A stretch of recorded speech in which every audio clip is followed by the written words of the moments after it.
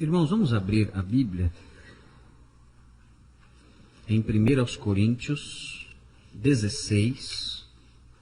Nós estamos terminando essa carta. Vamos ler os versículos de 5 a 18. As crianças agora podem ir para a sua atividade, sem correr. E nós vamos fazer a leitura de 1 Coríntios 16, de 5 a 18. Já é o finalzinho da carta, a conclusão da carta. A carta de Paulo aos Coríntios já está terminando. Então diz assim o texto: depois de passar pela Macedônia, irei visitá-los, já que passarei por lá. Talvez eu permaneça com vocês durante algum tempo, ou até mesmo passe o inverno com vocês, para que me ajudem na viagem onde quer que eu vá. Desta vez não quero apenas vê-los e fazer uma visita de passagem. Espero ficar algum tempo com vocês, se o Senhor permitir. Mas permanecerei em Éfeso até o Pentecoste, porque se abriu para mim uma porta ampla e promissora, e há muitos adversários. Se Timóteo for, tomem providências para que ele não tenha nada que temer enquanto estiver com vocês, pois ele trabalha na obra do Senhor, assim como eu. Portanto, ninguém o despreze. Ajudem-no a prosseguir viagem em paz, para que ele possa voltar a mim. Eu estou esperando com os irmãos. Quanto ao irmão Apolo, insisti que fosse com os irmãos visitar vocês. Ele não quis de modo nenhum ir agora, mas irá quando tiver boa oportunidade. Estejam vigilantes, mantenham-se firmes na fé. Sejam homens de coragem, sejam fortes. Façam tudo com amor. Vocês sabem que os da casa de Estéfanas foram o primeiro fruto da Acaia e que eles têm se dedicado ao serviço dos santos. Recomendo-lhes, irmãos, que se submetam a pessoas como eles e a todos os que cooperam e trabalham conosco. Alegrei-me com a vinda de Estéfanas, Fortunato e Acaio, porque eles supriram o que estava faltando da parte de vocês. Eles trouxeram alívio ao meu espírito e ao de vocês também. Valorizem homens como estes. Meus irmãos, existem nesse texto aqui diversas alusões a momentos históricos da vida do apóstolo Paulo. Os historiadores, as pessoas que estudam a cronologia do Novo Testamento, se ocupam muitas vezes de tentar encaixar esses planos, essas alusões, essas referências que o apóstolo Paulo fala acerca de suas viagens, acerca de suas permanências mais prolongadas em alguns lugares, acerca de decisões que ele toma, e que os historiadores do Novo Testamento procuram encaixar esses dados todos na história do apóstolo Paulo, conforme narrada no livro de Atos. De modo que existem diversas teorias, diversas possibilidades, todas elas tentando criar uma harmonia entre a história desse homem, as suas viagens, os seus projetos, os seus planos, os seus ideais, e as cartas que ele escreve, onde planos e alusões a certos eventos aparecem. Com isso tudo, esses historiadores querem criar uma harmonia, uma cronologia harmoniosa da história do Novo Testamento. Isso nem sempre é fácil. Surgem dificuldades, alguns fatos não se encaixam em alguns momentos do livro de Atos. Algumas referências que o apóstolo faz acerca de algumas coisas que ele fez, acerca de alguns planos que ele tinha em mente realizar, não se encaixam na história conhecida do apóstolo Paulo. De modo que muitas vezes um texto como esse é um texto marcado por algumas obscuridades. De que forma isso realmente aconteceu? A que evento o apóstolo Paulo de fato se refere aqui? Onde nós podemos encaixar isso na história conhecida do apóstolo? Enfim, essas discussões acontecem e os irmãos podem ter acesso informações desse tipo. Nós vamos dar algumas informações desse tipo aqui, mas os irmãos podem ter acesso às informações desse tipo, os que se interessam, os que querem se aprofundar mais no estudo do Novo Testamento, no estudo bíblico, podem se aprofundar mais através de comentários bíblicos, através de Bíblias anotadas, através de dicionários bíblicos, podem então ter uma noção mais profunda da história do Novo Testamento, da cronologia do Novo Testamento. Isso é fundamental para a compreensão de todo o Novo Testamento.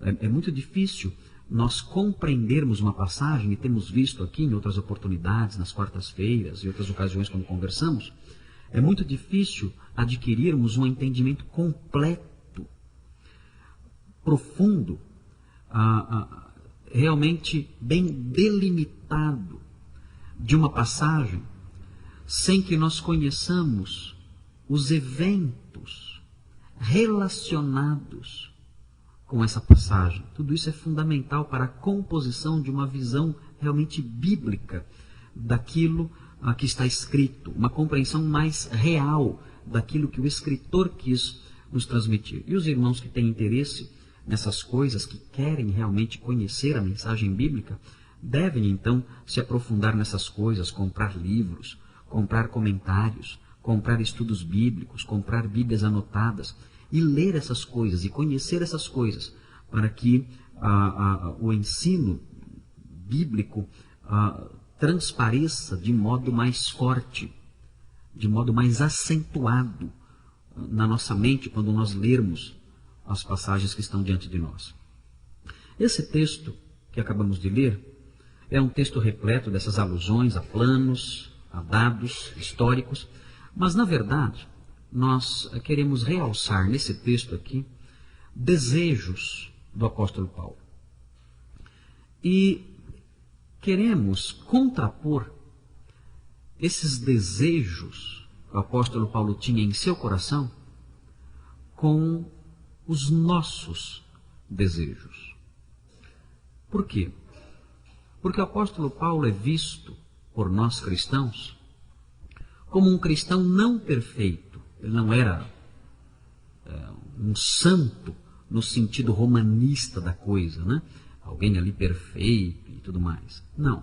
Ele mesmo fala, o próprio apóstolo fala em Romanos 7, que ele era um homem que muitas vezes fazia coisas que não queria fazer. E também diz que muitas vezes deixava de fazer coisas que precisava, que queria fazer, mas não tinha forças para fazer. De modo que o apóstolo Paulo traça um quadro, pinta um retrato dele, não como um homem perfeito. Independentemente disso, nós vemos pelas suas cartas a sua preocupação, o seu coração batendo mais forte diante dessas coisas. De modo que não é errado nós olharmos o apóstolo Paulo como um modelo de cristão. Ele não é perfeito, não é divinizado, não é um homem que pode ser comparado, evidentemente, em hipótese alguma, com a pessoa de Jesus, absolutamente. Mas é um crente que, em meio às suas imperfeições, está batalhando, lutando, buscando uma identificação maior com o Senhor Jesus Cristo. De modo que nós olhamos para esse homem e vemos nesse homem um modelo de cristão. E se nós nos aproximarmos desse modelo, nós, sem dúvida, estaremos nos aproximando do ideal, estaremos nos aproximando do ideal que Cristo tem para aqueles que lhe pertencem. O apóstolo Paulo, nesse trecho aqui, bastante pessoal, o apóstolo Paulo revela, deixa transparecer aqui alguns desejos relativos à igreja. Né? São 4 desejos do cristão que ama a igreja de Deus. Essa questão é uma questão sempre atual, sempre. Quando nós olhamos o Novo Testamento, todo o ensino neotestamentário, nós descobrimos que existe uma dimensão na vida cristã que é extremamente negligenciada por algumas pessoas que se dizem crentes. E essa dimensão negligenciada por alguns que se dizem crentes é, na verdade, a dimensão mais acentuada, mais enfatizada nas páginas da Bíblia. Eu me refiro à dimensão coletiva da vida cristã. A vida cristã tem uma dimensão individual. Eu e a minha vida com Deus. O modo como eu me relaciono com Ele. É uma dimensão da vida cristã bastante pessoal, particular. É o meu andar com Ele. É o meu tempo com Ele. É a minha preocupação com conformar a minha vida com aquilo que Ele determina, com aquilo que Ele ordena, com aquilo que Ele quer. Existe essa dimensão particular da vida cristã. Cada um de nós vive essa dimensão. Cada um de nós tem uma vida cristã.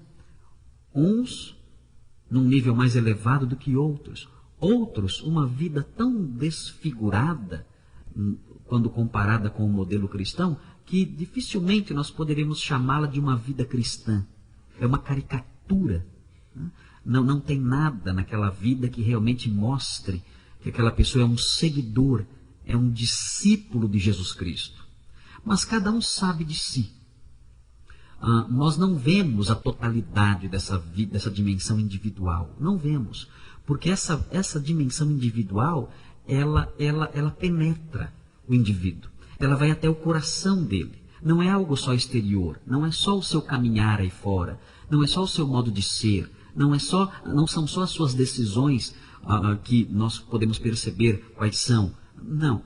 Essa dimensão individual da vida cristã, ela penetra o indivíduo.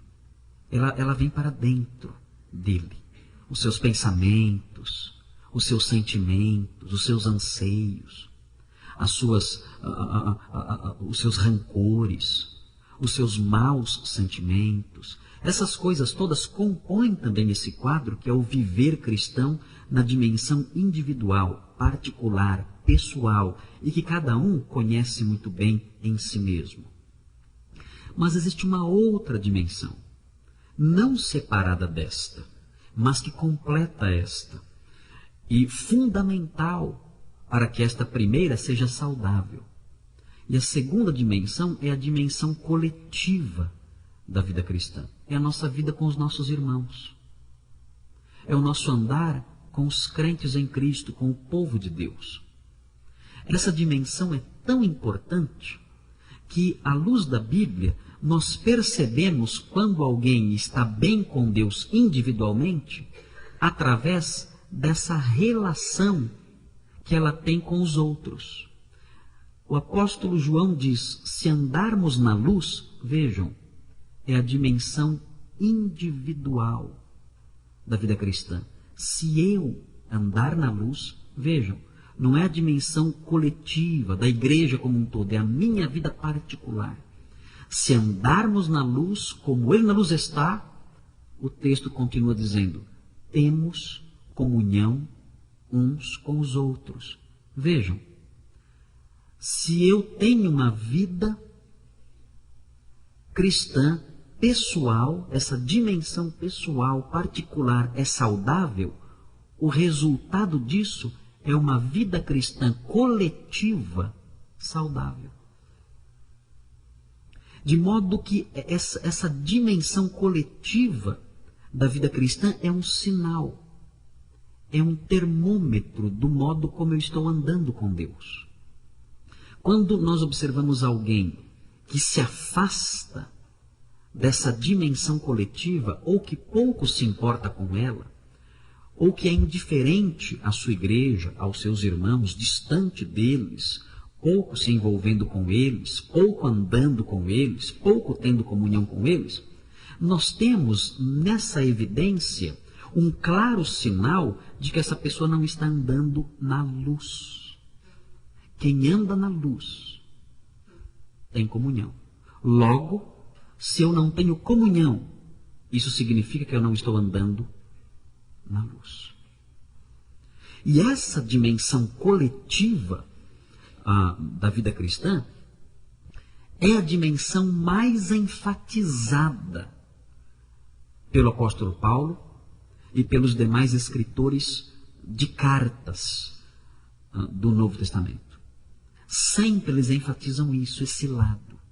Olha, a vida cristã como igreja, a igreja de Deus e a sua importância, a necessidade de estarmos unidos, a necessidade de estarmos em comunhão, a necessidade de participarmos da vida uns dos outros, de sermos amigos uns dos outros, de vencermos as barreiras que existem entre nós, de virarmos as páginas ruins, negras, difíceis do nosso relacionamento, de superarmos as mágoas, as angústias, as tristezas, as diferenças que temos entre nós, superarmos tudo isso e andarmos juntos num ambiente saudável, feliz, de ajuda mútua, de comunhão mútua, nos caminhos de Deus, unidos. Sempre essa é a ênfase, sempre. E o apóstolo Paulo, como um cristão modelo que nós temos, reflete, mostra essas duas coisas. Ele tem a sua vida cristã particular, e essa sua vida cristã particular, o seu andar com Deus, a sua vida de oração, a sua vida de obediência, a sua vida de lutas, essa vida mostra a sua qualidade no modo como ele se relaciona com o povo de Deus, com as igrejas, com os salvos. Essa espiritualidade do apóstolo Paulo não é uma espiritualidade meramente contemplativa. Não é alguém que entra no quarto e fica lá meditando e orando o tempo todo. E não, igreja para mim não interessa. O que importa é eu com Deus. Não é assim que se processa a vida cristã dele. Essa vida de comunhão com Deus dele, pessoal com Deus dele, ela se expressa numa outra dimensão que é coletiva, que é com os outros. Nós temos no catolicismo romano, e também na igreja ortodoxa grega, na história dessas igrejas, ao longo dos séculos, principalmente nos primeiros séculos, mais especificamente a partir do quarto século da igreja cristã, nós temos as figuras dos monges. Pessoas que, buscando a santidade, buscando uma vida de perfeição, de perfeita harmonia com aquilo que Jesus ensinou, se separaram do mundo.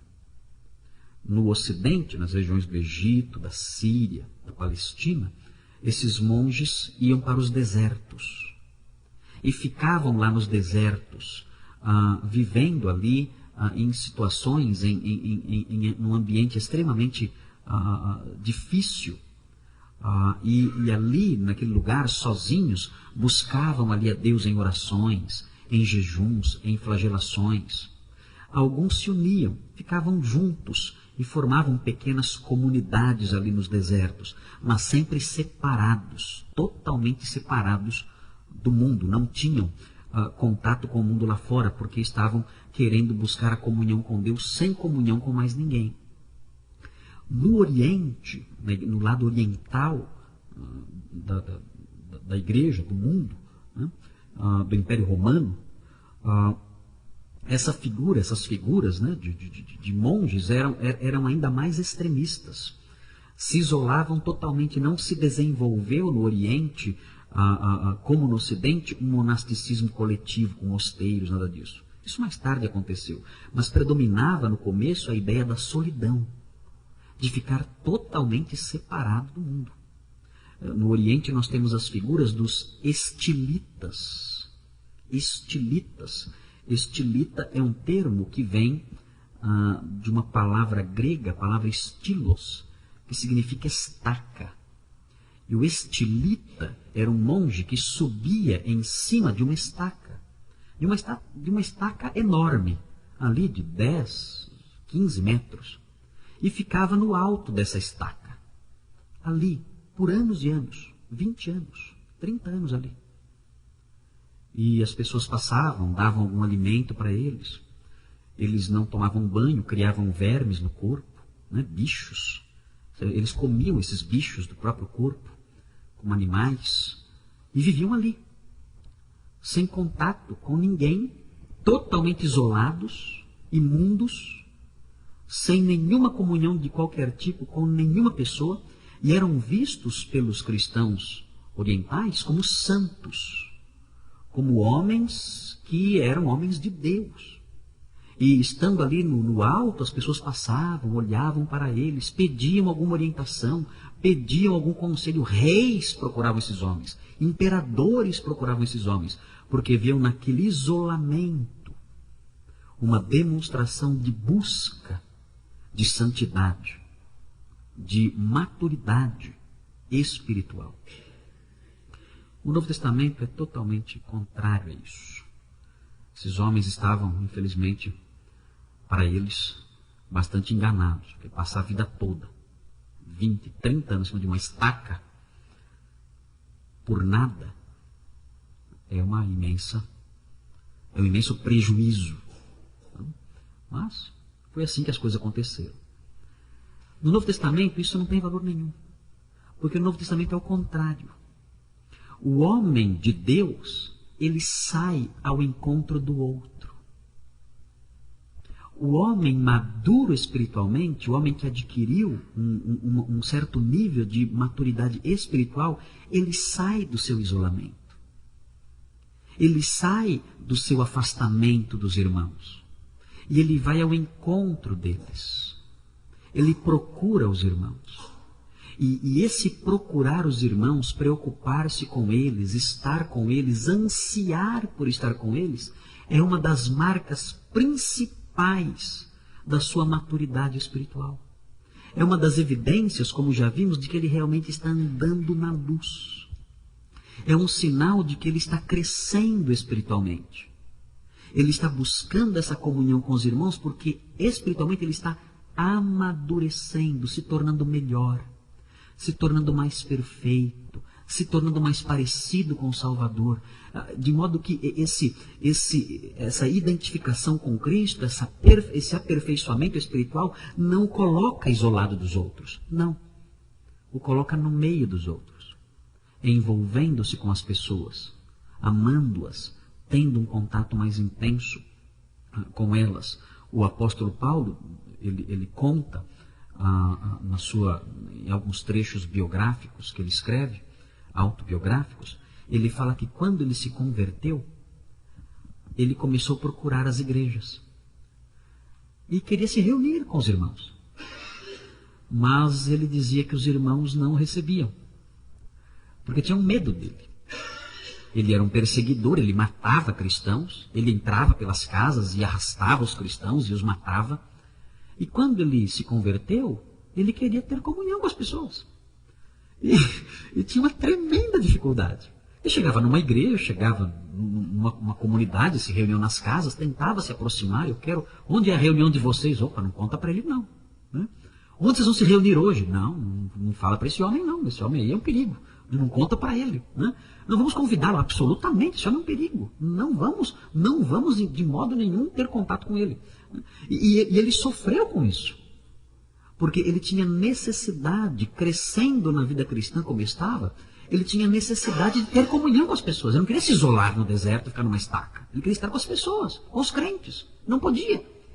E sofria com isso, até que com o passar do tempo, evidentemente, ele conquistou a simpatia, a amizade de todos e passou a ter essa comunhão tão intensa com as pessoas. Esse é um sinal. Esse é um sinal claro do cristão modelo. Essa preocupação com a igreja. Essa dimensão coletiva da vida espiritual. E nós temos aqui no texto 4 desejos que nós vamos mencionar muito brevemente. Veja o primeiro desejo aqui. O desejo de comunhão com a igreja, acerca do qual falamos já bastante. Os versículos 5 a 7 mostram isso. Veja como o apóstolo Paulo quer ter comunhão com a igreja. Não era uma igreja fácil. Lembrem-se disso. O apóstolo Paulo não está escrevendo aqui para uma igreja muito agradável, mas vejam o que ele quer fazer. Ele fala, depois de passar pela Macedônia, a região da Grécia, norte da Grécia, nos Balcãs, irei visitá-los, já que passarei por lá. O apóstolo Paulo estava em Éfeso, quando ele escreveu. Ele estava em Éfeso, na Turquia, na atual Turquia. Não é muito longe da Grécia.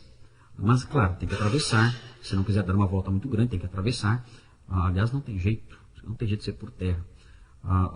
Tem que atravessar o mar para chegar na Grécia, onde era a cidade de Corinto. E Corinto era uma cidade portuária, de modo que chegar na cidade de Corinto pelo mar era muito mais fácil.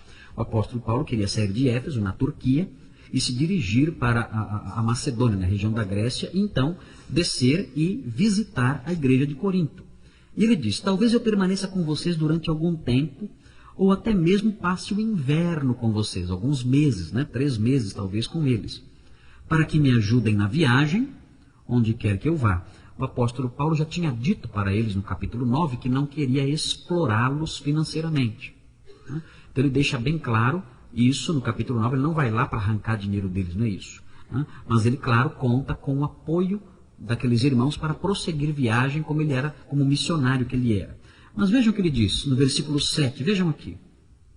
Desta vez, não quero apenas vê-los e fazer uma visita de passagem. Espero ficar algum tempo com vocês, se o Senhor permitir.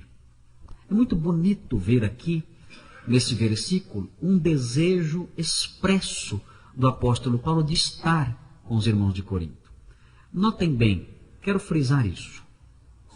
A igreja de Corinto não era uma igreja agradável. Não era uma igreja que nós poderíamos chamar de uma igreja muito simpática ou amorosa. Ela não era assim.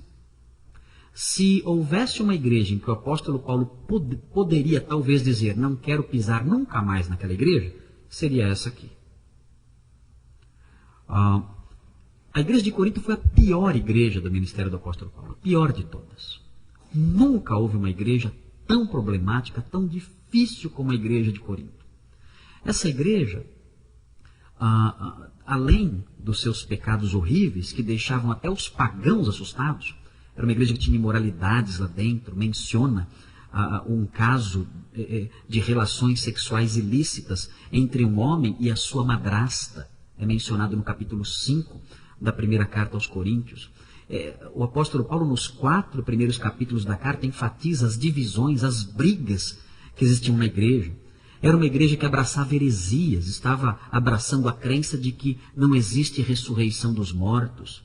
Era uma igreja onde havia desrespeito entre as pessoas brigavam entre si, as pessoas se associavam com os pagãos nos cultos pagãos de adoração a ídolos, a demônios, e os crentes se associavam com essas pessoas e participavam dessas reuniões pagãs, com todas essas coisas. Na ceia do Senhor, as pessoas se embebedavam, havia uma festa antes da ceia, e nessa festa antes da ceia, as pessoas se embriagavam, comiam e bebiam até passar mal. Essa era a igreja. E mais, nessa igreja falavam mal do apóstolo Paulo. Condenavam, diziam que ele não era apóstolo coisa alguma. Criticavam o seu estilo de pregação. Diziam que a presença dele era uma presença fraca. É possível até que tenham dito, há indícios, há alguns ecos disso, que tenham dito de que ele usava mulheres para obter favores sexuais dessas mulheres. Parece que existem ecos de acusações desse tipo nas cartas que ele escreve a essa igreja. Então o apóstolo Paulo era alguém profundamente atacado e alguém que tinha um potencial muito grande de ficar magoado, uma possibilidade muito grande de ficar profundamente magoado com essa igreja e dizer: eu estou tão magoado com essa igreja me fez sofrer tanto que eu nunca mais vou pisar nessa igreja. É assim que alguns de nós agimos. Alguns de nós, por bem pouco, muito menos do que isso que o apóstolo Paulo passou, diz o seguinte: nunca mais eu piso nessa igreja. Essa igreja para mim acabou. Essa igreja para mim morreu. Não quero nem pensar nessa igreja.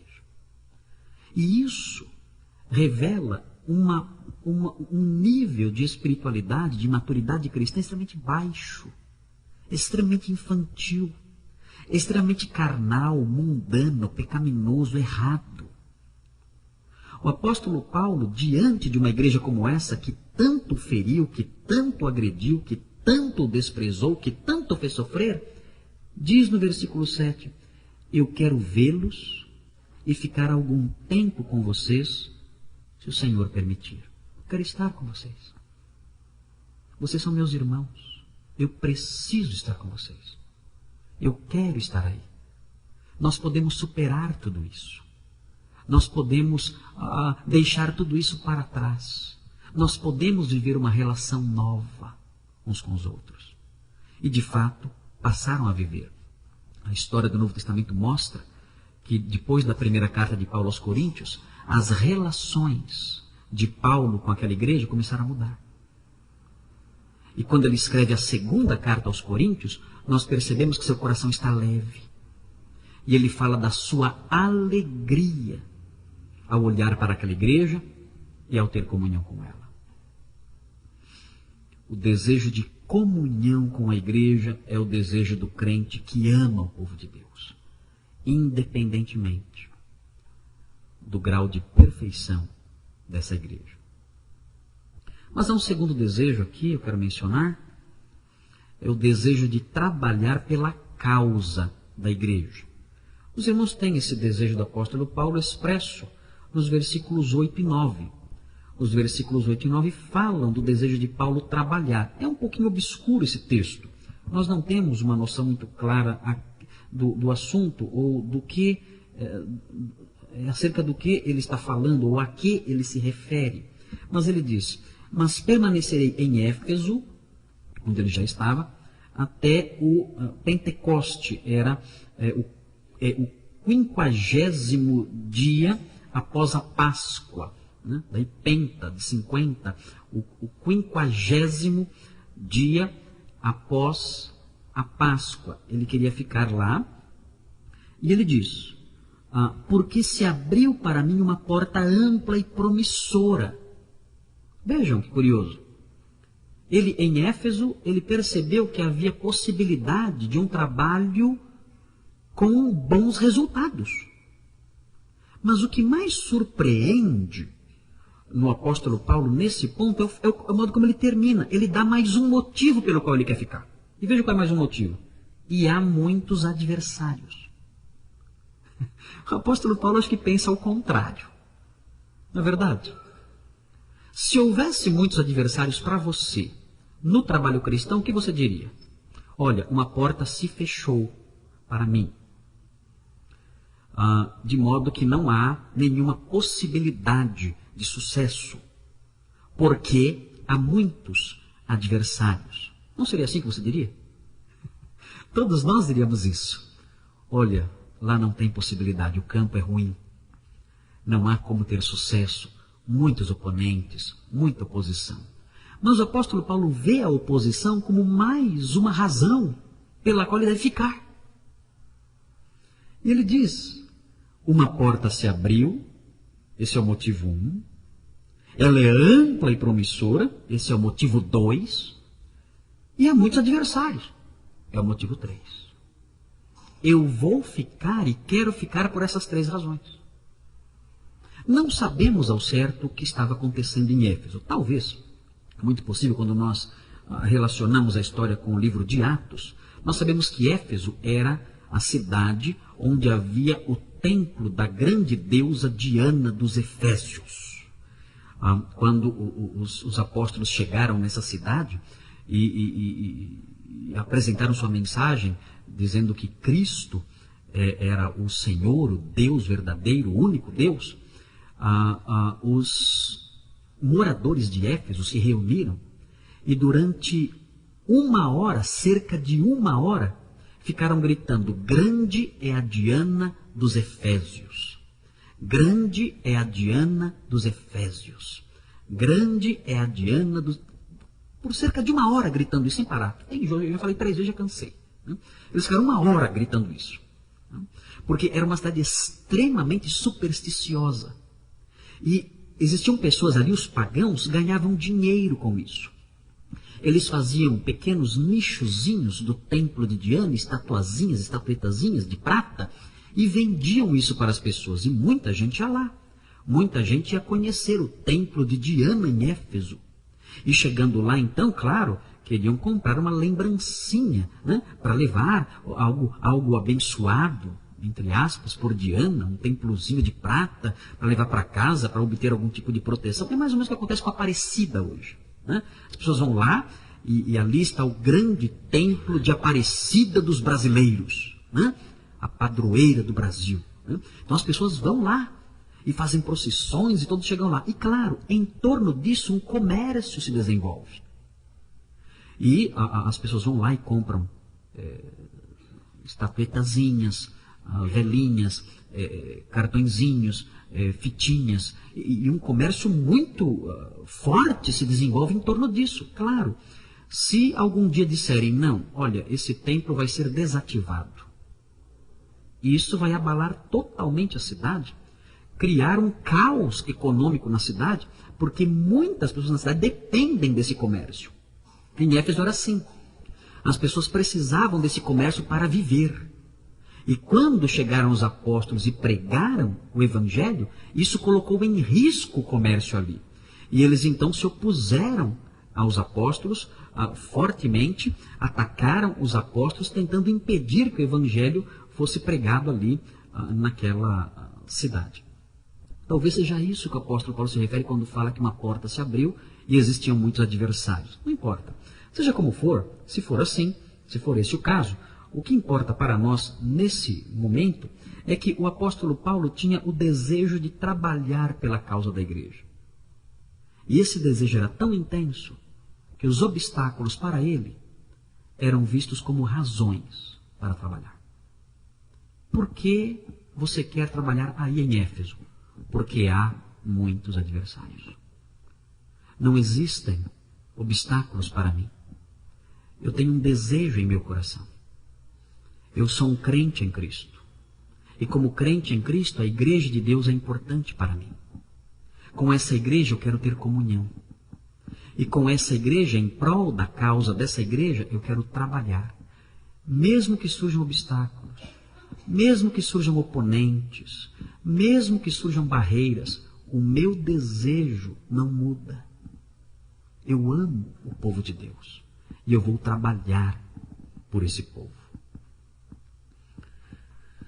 Há um terceiro desejo. É o desejo de corrigir a igreja.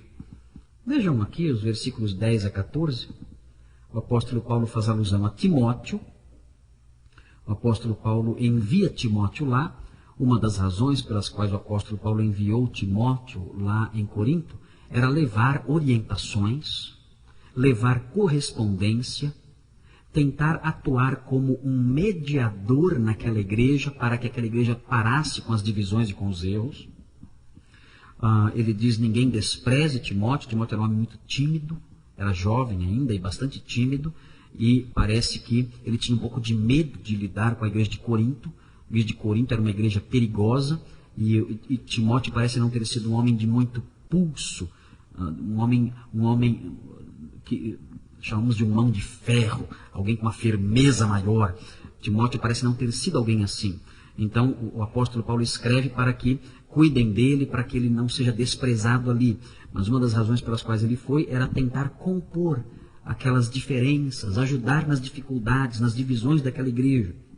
E o apóstolo Paulo continua dizendo sobre Apolo. Apolo era conhecido naquela igreja. Apolo tinha trabalhado naquela igreja, tinha sido um pastor naquela igreja. No começo da carta, o apóstolo Paulo fala que ele plantou e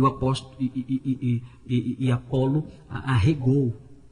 E Deus deu crescimento, de modo que Apolo trabalhou naquela igreja. Existia ali naquela igreja pessoas que diziam, eu sou de Apolo, que era um evangelista, um homem muito eloquente, um teólogo muito profundo, que viajou por aquelas regiões e influenciou bastante aquela igreja. Eles perguntam sobre Apolo.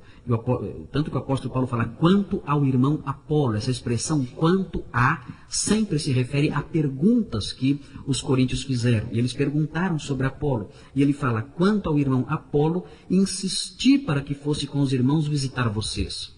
Veja, o apóstolo Paulo está preocupado em enviar pessoas que corrijam a igreja. Ele queria que Apolo fosse para aquela igreja para corrigi-la. Ele quer corrigir os irmãos. E ele mesmo, né, ele diz no versículo 13, ele corrige a igreja dizendo: estejam vigilantes, mantenham-se firmes na fé, sejam homens de coragem, sejam fortes, façam tudo com amor. É o desejo de corrigir a igreja. Temos que tomar cuidado aqui com esse desejo. Há irmãos que são profundamente críticos da igreja. Muito críticos. Que procuram defeitos na igreja. O tempo todo. Estão sempre com uma lunetinha procurando algo que desagrada, algo que não é certo, algo que está errado, uma falha, uma fraqueza. E evidentemente sempre encontram. Por que sempre encontram? Porque sempre há. Sempre há. Nós não estamos no céu, a igreja tem diversas imperfeições, a igreja tem diversas falhas, em várias áreas, seja na vida das pessoas, seja na liderança, seja nos demais departamentos, seja no seu funcionamento, enfim, a igreja tem várias falhas. E há indivíduos que gostam de ver essas coisas. Há pessoas que têm prazer em encontrar essas coisas.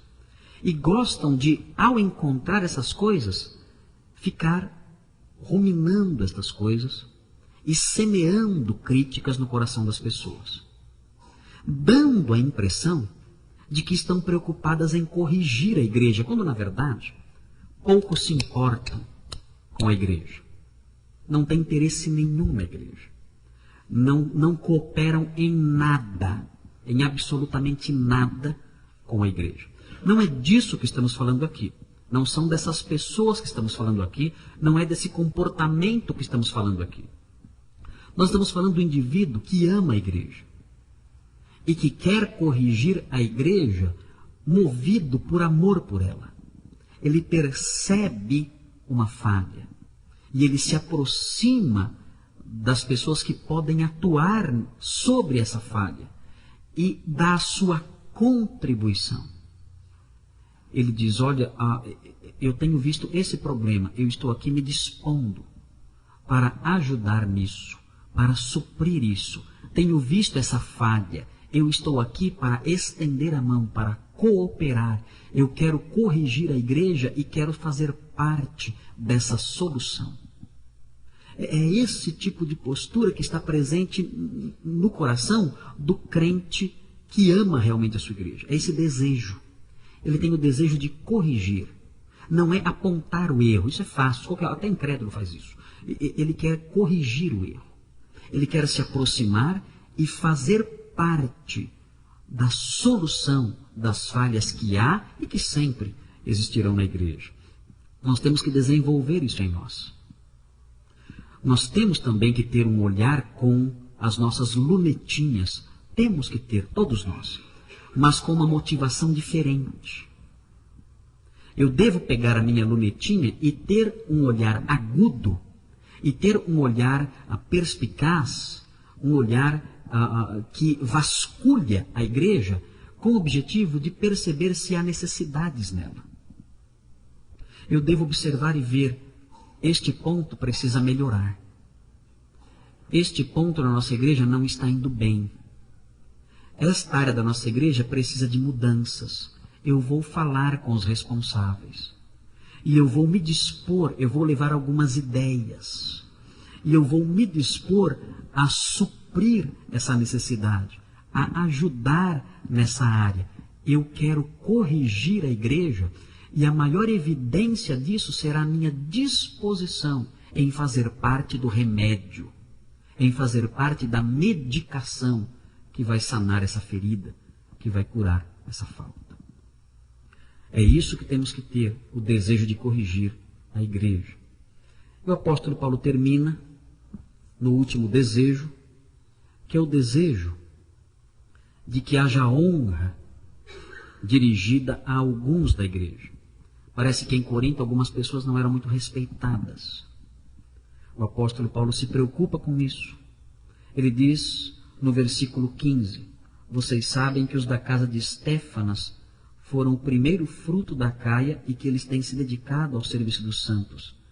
Recomendo-lhes, irmãos, que se submetam a pessoas como eles. e a todos que cooperam e trabalham conosco. O apóstolo Paulo quer que algumas pessoas na igreja tenham um respeito especial. Quem são essas pessoas que o apóstolo Paulo quer que os demais honrem de modo especial? São aqueles que se afadigam no trabalho. São aqueles que estão lutando.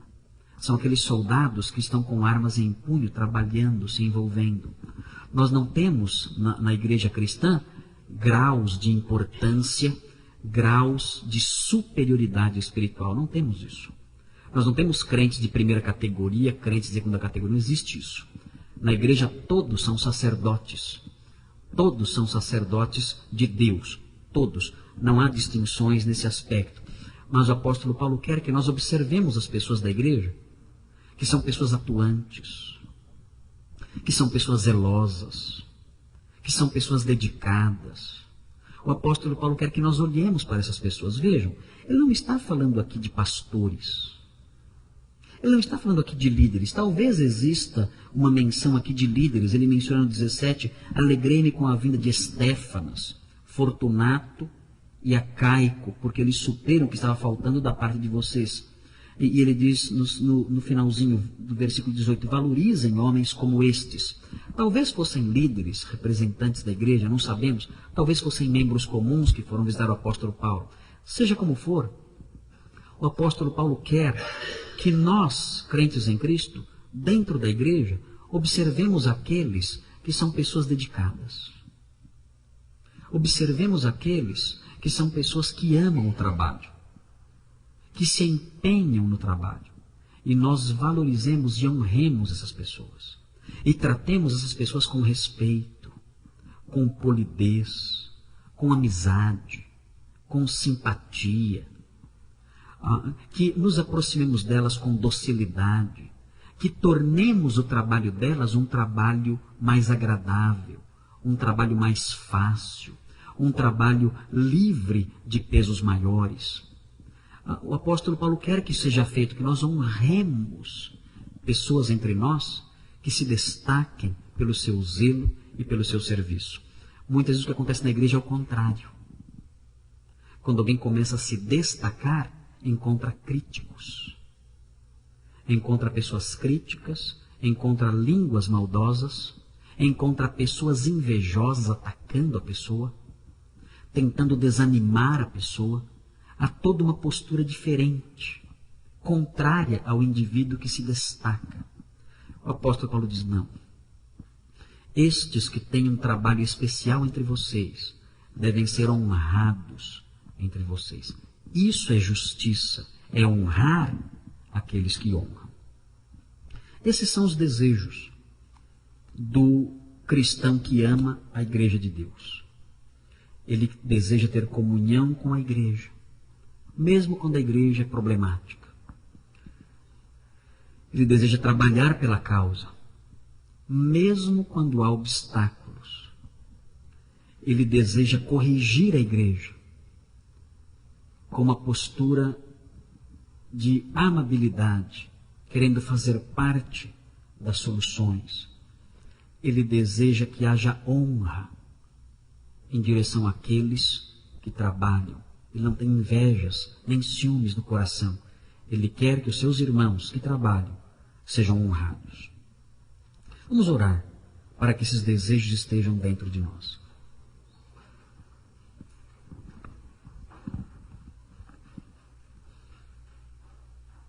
Senhor Deus, nós temos aqui alguns desejos do apóstolo Paulo que se refletem nesse texto. Queremos pedir que o Senhor nos ajude para que esses desejos estejam dentro de nós, em cada um de nós, porque eles são a marca do crente que ama a igreja de verdade.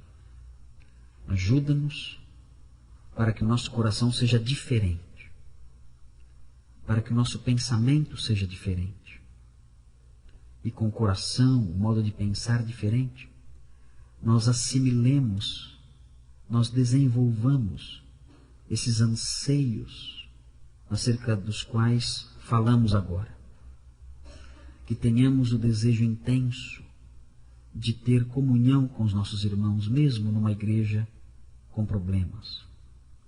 Que que tenhamos o desejo intenso de trabalhar pela causa da igreja, mesmo quando os obstáculos aparecem. Que tenhamos o desejo intenso de corrigir a igreja, fazendo parte das soluções. Que tenhamos o desejo intenso de honrar aqueles que se dedicam, que trabalham, e sejamos, em relação a eles, auxiliadores, colunas, apoiadores, para que o seu trabalho seja um trabalho mais fácil, seja um trabalho facilitado por nós, pela nossa postura, pela nossa amizade, pelo nosso apoio. Desenvolva isso em nós, ó Deus. Transforma o nosso coração para que esses desejos existam nele. Esse é o nosso pedido. Em nome de Jesus, o Senhor da Igreja. Amém.